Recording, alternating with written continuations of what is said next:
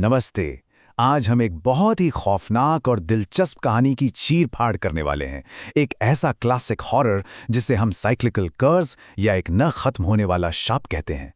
हम देखेंगे कि कैसे एक ट्रेन का आम सा इंतजार एक भयानक चक्रव्यूह में बदल जाता है।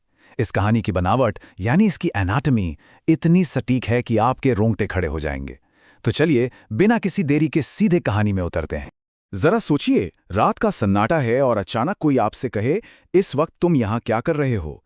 किसी अनजान से बात मत करना। रोंगटे खड़े कर देने वाली ये चेतावनी प्लेटफॉर्म पर मौजूद एक भिखारी ने हमारे मुख्य किरदार जतिन को दी थी। सच कहूं तो ये सिर्फ एक लाइन नहीं है, ये कहानी का वो पहला अलार्म है जो तुरंत एक खौफनाक माहौल सेट कर देता है। आपको लगने लगता है कि बस अब कुछ बहुत बुरा होने वाला है। और यहीं से एक ऐसा सवाल खड़ा होता है जो हमें सोचने पर मजबूर कर देता है। क्या हो अगर रात का एक आम सफर एक ऐसे बुरे सपने में बदल जाए जो कभी खत्म ही ना हो? यही सवाल इस पूरी कहानी का मेन इंजन है। ये हमें एक ऐसे सफर पर ले जाता है जिसकी मंजिल सिर्फ और सिर्फ खौफ है। मतलब हम सभी ने कभी ना कभी रात में सफर तो किया ही है, राइट? बस उसी आम से डर को ये कहानी पूरी तरह से निचोड़ लेती है। तो चलिए सबसे पहले बात करते हैं हमारी कहानी के पहले हिस्से की, सुनसान स्टेशन और एक खौफनाक शुरुआत। सीन कुछ ऐसा है, पुणे का चिंचवड़ स्टेशन, रात के ठीक 12 बजे का वक्त, दिसंबर की वो हड्डियां कपा देने वाली ठंड, एक ट्रेन जो पहले से ही 3 घंटे लेट है और इन सब के बीच बिल्कुल अकेला खड़ा एक यात्री, जतिन। राइटर ने यहाँ छोटे छोटे डिटेल्स का क्या शानदार इस्तेमाल किया है। दिन भर की थकान और ऊपर से कड़ाके की सर्दी, ये सारी चीजें मिलकर जतिन को अंदर से इतना थका देती हैं कि वो हर तरह से बिल्कुल कमजोर और असुरक्षित हो जाता है। अब आते हैं दूसरे हिस्से पर, रहस्यमयी चेतावनी यानी खतरे का पहला साफ संकेत। कहानी में खतरा कैसे बढ़ता है? देखिए, इसके 3 साफ स्टेप्स हैं। पहला, एक भिखारी हमारे अकेले किरदार के पास आता है। दूसरा, वो एक अजीब सी चेतावनी देता है कि किसी अनजान से बात मत करना। और तीसरा, ट्रेन आती है और जतिन उस भिखारी की अजीब सी मुस्कान देखने के बावजूद ट्रेन में चढ़ जाता है। मतलब ये देखना वाकई हैरान करने वाला है कि कैसे इंसान की हद से ज्यादा थकान उसके खुद को बचाने के इंस्टिंक्ट को ही खत्म कर देती है। वो बस किसी भी तरह घर पहुंचना चाहता है, चाहे सामने कोई भी खतरा क्यों न हो। तीसरा हिस्सा, खाली ट्रेन का खौफ। यहां से टेंशन एकदम चरम पर पहुंचने लगती है। अब यहां देखिए, उम्मीद और हकीकत के बीच का वो डरावना अंतर सामने आता है।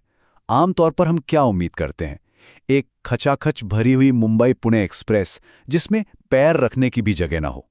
लेकिन हकीकत, एक बिल्कुल खाली डब्बा जिसमें एकदम सन्नाटा है और सिर्फ किसी की भारी भारी सांसों की आवाज गूंज रही है। भीड़ भाड़ वाले सफर की झुंझलाहट अब पूरी तरह से एक अनजान खौफ में बदल जाती है। ये अकेलापन अंदर तक एक गहरी बेचैनी पैदा कर देता है। और फिर एंट्री होती है एक अजनबी की।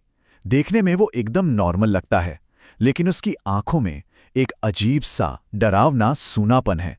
और सबसे खौफनाक बात, ट्रेन घने अंधेरे को चीरते हुए बिना किसी स्टेशन पर रुके बस चले जा रही है। अजनबी का इस तरह अचानक सामने आना और ट्रेन का ना रुकना, ये दोनों चीजें मिलकर उस बंद डिब्बे के खौफ को एक ऐसे लेवल पर ले जाती हैं जहां सांस लेना भी मुश्किल लगने लगता है।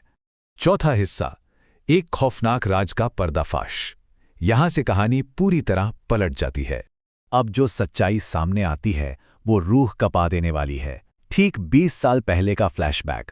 वो अजनबी भी इसी तरह की एक खाली ट्रेन में चढ़ा था। कुछ मिनट बाद कुछ शराबियों से जगह को लेकर उसकी बहस हुई और फिर थोड़ी ही देर में उसे चलती ट्रेन से बाहर फेंक दिया गया। उसका सिर खंभे से टकराया और अंतिम पल में एक दूसरी ट्रेन उसके ऊपर से गुजर गई। भूत की ये दर्दनाक बैक स्टोरी आने वाले खौफ में एक कड़वी और डरावनी हकीकत जोड़ देती है। और फिर जो होता है उसकी आप कल्पना भी नहीं करना चाहेंगे। उस अजनबी का असली रूप सामने आ जाता है। एक कुचला हुआ सिर, गायब आंखें और उससे टपकता हुआ खून जो सीधे डरे सहमे जतिन के ऊपर गिर रहा है। चेहरे पर सीधे खून टपकने का ये संवेदी विवरण, उफ, ये सिहरन पैदा कर देता है। ये भूत के रूप को कई गुना ज्यादा डरावना और वास्तविक बना देता है। पांचवा और आखिरी हिस्सा, शाप, मुक्ति और वो आखिरी खौफनाक फैसला। इस मोड़ पर एक शब्द समझना बहुत जरूरी है, मुक्ति। इसका मतलब है मोक्ष या एक आत्मा का तड़प और मौत के चक्र से हमेशा के लिए आजाद हो जाना। सच कहूं तो यही वो कॉन्सेप्ट है जो इस पूरी कहानी को ड्राइव कर रहा है। ये हमें बताता है कि वो भूत इतने सालों से क्यों तड़प रहा है और अंत में जतिन के सामने वो कौन सी असंभव मांग रखने वाला है। अब बेचारे जतिन के पास सिर्फ दो ही रास्ते हैं और दोनों ही खौफनाक हैं। या तो वो भूत की बात मानने से इनकार कर दे और एक भयानक मौत मिलने तक तड़पाया जाए, या फिर वो उस बोझ को अपना ले, भूत को आज़ाद कर दे और खुद हमेशा के लिए उस ट्रेन का नया भूत बन जाए। ये साफ तौर पर उस भयानक विकल्प को दिखाता है जहां से बचने का कोई भी रास्ता नहीं है। उम्मीद पूरी तरह से खत्म हो चुकी है। उस घुप अंधेरे और ट्रेन की डरावनी आवाज के आगे जतिन आखिर टूट ही जाता है। उसके मुंह से वो आखिरी शब्द निकल पड़ते हैं, मैं तुम्हें मुक्त करूंगा, और ये कहते ही वो अजनबी ठंडी हवा में गायब हो जाता है। ये दुखद अंत इस शाप के असली चक्र को सामने लाता है। यहाँ शिकार अपनी खुद की आज़ादी कुर्बान करके खुद नया शिकारी बन जाता है। अब जतिन उस ट्रेन में है, हमेशा के लिए। तो अब सबसे बड़ा सवाल, अगर ये शाप सच में एक ना खत्म होने वाला चक्र है, तो प्लेटफॉर्म पर अकेले इंतजार करने वाला अगला थका हुआ यात्री कौन होगा? ये सवाल सच में मन में गहरा खौफ छोड़ जाता है। शायद अगली बार किसी सुनसान प्लेटफॉर्म पर अकेले खड़े होने पर आपको भी ये कहानी याद आ जाए। आज की इस चर्चा में बस इतना ही। इस खौफनाक चक्रव्यूह के बारे में सोचिएगा जरूर।